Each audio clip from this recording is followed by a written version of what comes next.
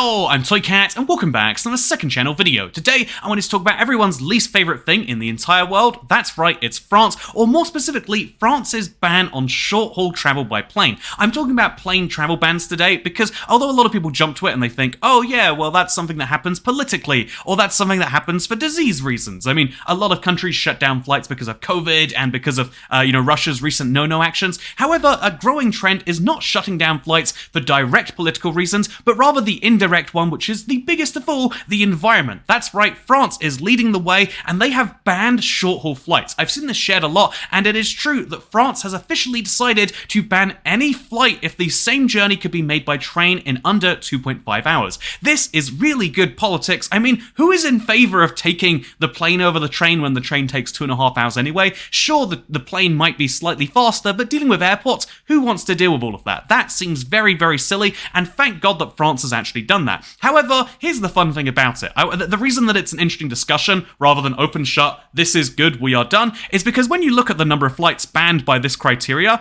under 2.5 hours, the list is actually only 5 separate flights. There are flights from Paris, that is, as you can see up there, to Rennes, to Nantes, to Bordeaux, I assume, to Lyon, and then from Lyon to Marseille. These are the only 5 flights which were operated by Air France, I have to assume, which could not be, which actually obviously could be taken by train in 2.5 hours or less. Every other domestic flight or every other short-haul flight cannot be replaced by an easy train journey. So a ban on all short-haul flights, with the caveat that it has to be done by train in 2.5 hours or less, actually is just a ban on these 5 flights in particular. If you want to know something even funnier than this, because the godsend if you're trying to look at this policy is the Wikipedia page on the short-haul flight ban. If you want to know the most interesting thing, there is a similar flight ban they were proposing in the Netherlands, which was going to be at 150-kilometer radius, so basically saying anything within that radius cannot be done, and the only flight which would be affected was the one between Amsterdam Airport Schiphol and Brussels Airport Zaventem,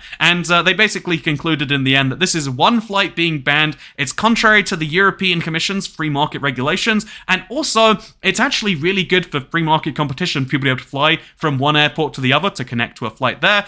You would actually be shutting down anyone from Amsterdam taking advantage of cheap fares from Brussels, or vice versa, which is good for the environment, actually, to be fair, but also very bad for the consumer, which is something that you might care about. So, when you look at this, you can see right here that there are 4 flight bans currently enacted, with the Netherlands actually just being proposed. So there's 3 flight bans enacted by countries. There is a 100-kilometer ban in Wallonia, there is a 2.5-hour train travel in France, and there is 3 hours in Austria. Austria is leading the way when it comes to flight bans. However, the only ones that are actually affected by this is, as best I can tell, Vienna and Graz, because in reality, most of Austria was not being served by domestic flights to begin with. And this is kind of the problem, because although a lot of organizations have their own policies, basically saying we will not have flights, for short-haul travel that can be done by train, you run into very quickly the reason that this isn't actually the best of things is because if you put a time limit on the train travel, it doesn't work so well. If you don't put a time limit on the train travel, you start to realize why people take domestic flights to begin with. Because if we look at this map of the UK right here, that everyone knows the UK is basically Japan, but if you look at this map of the UK right here,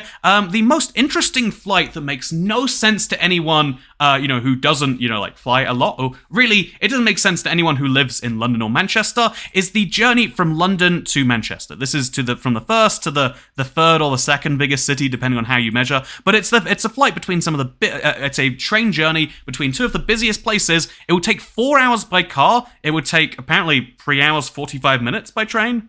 Why is that? That wasn't how it was showing earlier. It takes a lot. It usually takes about 2 hours by train, or you could do it by plane, and you know how long that would take? 1 hour. So 2 hours it's saying 5 hours and 54 minutes now? Oh, I guess it's so late and there's a train strike today. You know what? You had to do this to me, Google. Why are we striking when I'm making YouTube videos? Okay, so if we do this on a normal day where there's no train strikes, it takes 2 hours and 33 minutes. Probably a bit less to go from, in fact, 2 hours and 9 minutes to go from Manchester to London versus 1 hour on the plane. However, any sane person will tell you, ignoring the cost, which apparently is $300, because I'm in the US, it's dollars, everyone's favorite currency. Everyone will tell you that, even though the train is expensive, it takes you from one place to the other, whereas to go from London out to Heathrow, look, that's Heathrow over there, would take you most of an hour. Then you've got to check in and you got to do all the security stuff. At minimum, that's an hour if you're playing it pretty safe, probably a bit longer. Then you've got to get on your plane, and then from there you've got to go from Manchester Airport to Manchester. It makes no sense if you're thinking about it from a point-to-point perspective, unless you either live really close to Manchester Airport or to Heathrow Airport, and you happen to be going nearby to those things, but most people go to London to see London. Surprise, surprise, they don't actually visit Heathrow Airport just to see the sights. And so why does this flight exist is a really interesting question, and the answer is because taking the bike takes too long, and the more serious answer, it's surprising you can do it in 18 hours. That'd be a fun video someday. But the real answer as to why this flight actually exists is because although the train is super short, it doesn't work if you're already at the airport, like I said, and that sounds like a really small group of people, so you realize that people fly into airports all the time from places that aren't Manchester. If you're going into Manchester from, say, let's say you're going from LA to Manchester. That's a flight that exists in the world, but not directly. You'd have to connect via London. There are flights from London to LA. There's flights from London to most major US and North American cities. There aren't flights from Manchester to most North American cities, unless those cities are very, very particularly popular with Mancunians, so I think it's just Florida, but there's no direct flights to the US from Manchester. There's not a lot of direct flights to where you might be going, so you fly to London, and then the airline is kind enough to have a flight from London to Manchester, allowing you to go from this place to Manchester very quickly. I mean, if we replace London with, like, LA, just as an example, or Las Vegas, you know what a fun example? You can't take the train from Las Vegas to Heathrow. As it turns out, crazy, it's going to blow your mind, but there is not a train line there yet. But what you can do is you can take a flight, and wow, does it have to take a stop in London? It looks like connecting one or more stops indeed. Connecting flights are basically the thing that allow anyone who doesn't live in a very big city. You know, I'm quite lucky. I like to live in big cities. But like if you don't live in a major city, it's the only real way that you can go from where you are to somewhere else without taking that 4-hour train journey or the 18-hour bike ride. Do you want to ride for a bike for 18 hours from Manchester to London, or do you want to catch the 1-hour flight as a connection? And that's the simple answer to like why short-haul flights exist. Even these ones in France, it sounds like such good policy to ban them, and honestly, I find it hard to argue why you shouldn't. But when you then really dive into it, what you're actually doing is saying all these people have to take the train instead of the plane, even connecting passengers who now, you might think, well, it's 2.5 hours on the train, it's an hour on the plane. Sure, they don't lose all that time to security, but they're only losing an hour and a half. Except no, airports and train stations not usually located in the same places. In fact, again, like the easiest case to point out right here is that like, oh yeah, in London it's a full hour to go from London to Heathrow. It's a London airport, but it's a London area airport. And Manchester Piccadilly is like close-ish to the city of Manchester, but it's still like a half an hour journey in. It takes a while to go from airports to cities, which you'll then have to work out how to do on your own dime. And then also you have to wait for a train to come along because long distance trains aren't every 5 minutes like a metro service. Then you've got to get on that train and it's 2.5 hours, and so you inconvenience connecting passengers some amount. But I would say, honestly, it is good environmental optics. Like maybe that is even worth it too. But then this is where, in my opinion, we kind of go into the weird grey area when you think about it, because instead of saying you're actually inconveniencing people in exchange for helping the environment, you're actually saying when you make these flight bans, I'm going to ban flights to places that don't exist yet. I'm going to ban, again, like, although it sounds like there are so many short-haul flights being banned, it's 5. Although it sounds like Wallonia's flight ban does so much, I think it was implemented in response to...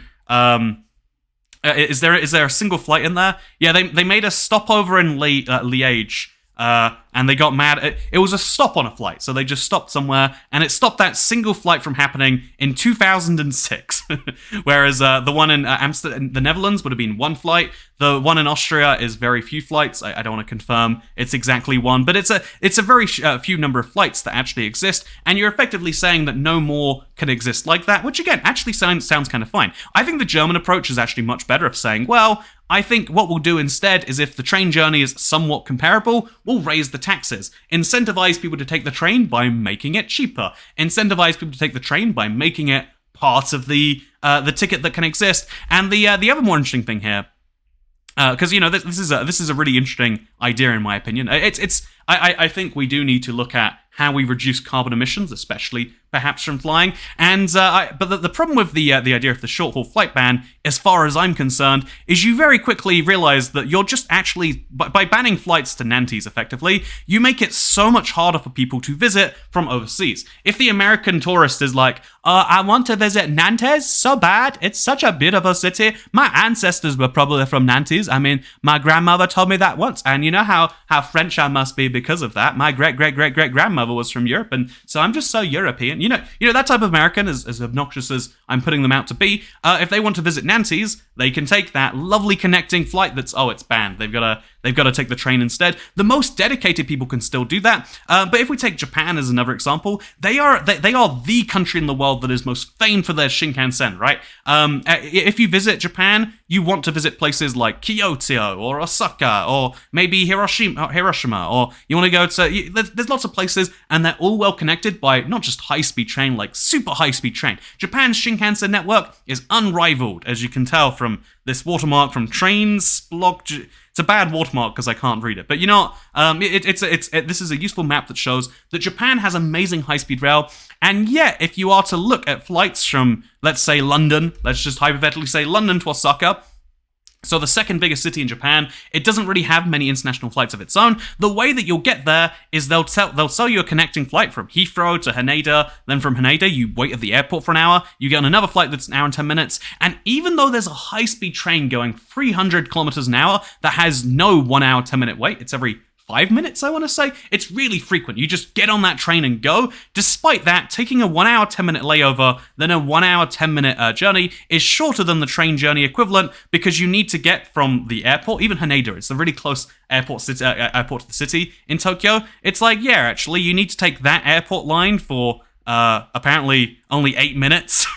And then from there, you got to go... you gotta walk 1 minute, and then you take the Shinkansen, and just that time, even if you do that perfectly optimized, 2 hours and 17 minutes is less than waiting for a flight going through security and stuff, but a lot of people are already at the airport. When talking about flight bans, we often imagine that there are people who are like so rich, they're like, I only travel by plane, and I guess if you're really, really rich, you actually can do that, but it misses the nuance that actually a lot of connecting flights exist to allow people to go to underserved regions. And that's the weird kind of like equality angle of it. Like if we ban any flight less than say 1,000 miles in the world, if we manage to do that, then the only places that will be connected are the big city hubs. And I'm sure like places that are on islands, maybe if you exempted them. Actually not. Yeah, you have to make an exemption on islands, right? Like even though it's a super short flight from even though it's a super short flight from say Fukuoka to Busan or Hiroshima, like to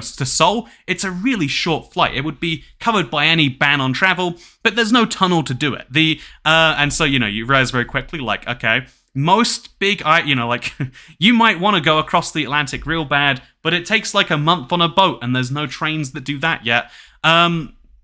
The reality is the thing that will happen if you ban flights is you get more and more connections between the big cities, and then it's a pain to go anywhere else. Is that the world that we want? Do we want to more unevenly distribute the gains of the globalized economy to the big cities? I mean, personally, as someone who lives in a very big city, hey, yeah, sure. Why shouldn't London gain at the expense of the rest of the country? Why shouldn't Paris gain at the expense of the regions of France? Why not is my vibe to that. But I think there is a much more interesting point in there about, like, actually, maybe not. But I will also say that although the short-haul flight ban basically has gone nowhere outside of weird organizations. I mean, if you look at this, Klarna says you cannot travel by plane within Europe and have it be covered by the airline. That is a real nightmare. I'm assuming this is a Swedish one, right? Yeah, AB. You want to travel from Sweden to the UK. That's a flight I've done. Do you know what that looks like? It's a 2.5 hour flight. It goes from London to Stockholm. You can do that by train. It's something like 5 hours from Stockholm to Copenhagen.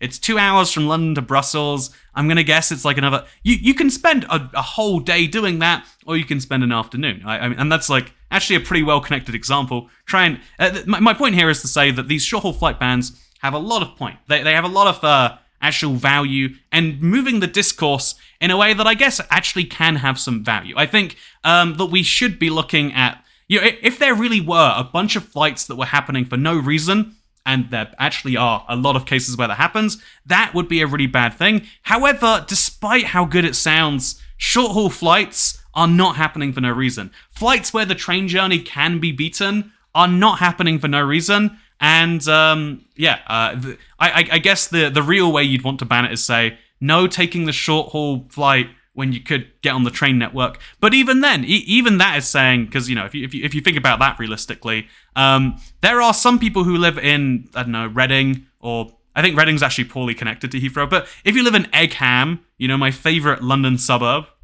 is it? It's just outside London. My favorite London suburb anyway. If you live in Egham, you know, is you going to the airport and flying better than you catching an hour taxi, or, you know, going to your station, going into the center?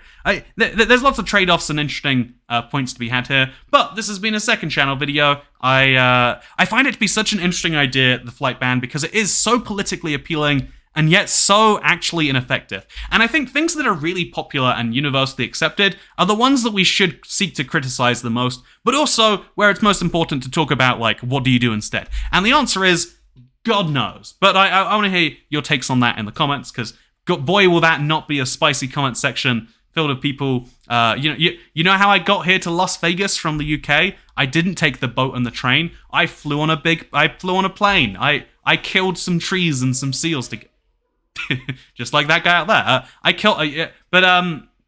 That's what I did to get here. That's how it worked. You happy with that? I hope you are. If you are, you might be happy with today's video sponsor, planes. Have you ever considered taking one? You can take one from anywhere in the world to anywhere else, and you don't even need to take a train unless you're in France. That's my advertisement. Actually, wait, I'm going to do my own sponsor spot for Google Flights. They don't pay me. They never will, right? It's never going to happen. But I really love Google Flights, and you might like it too. They've got all the tools you need to be like, well, is it cheaper to go the main airline if I've got bags on me or not? They've got all the things you need. You can pick connecting airports. It's super handy. It's really good for everything besides, like, just picking a destination. I think one of the things they need to get better at is, like, I'm in London. I want to go somewhere. How much will it cost? Like, there's this map, but it won't just tell me where is the cheapest place to go. And I can see places reachable by plane and car. What a handy tool. And so I hope you'll enjoy the video, because if you didn't, then I won't see you next time. Goodbye.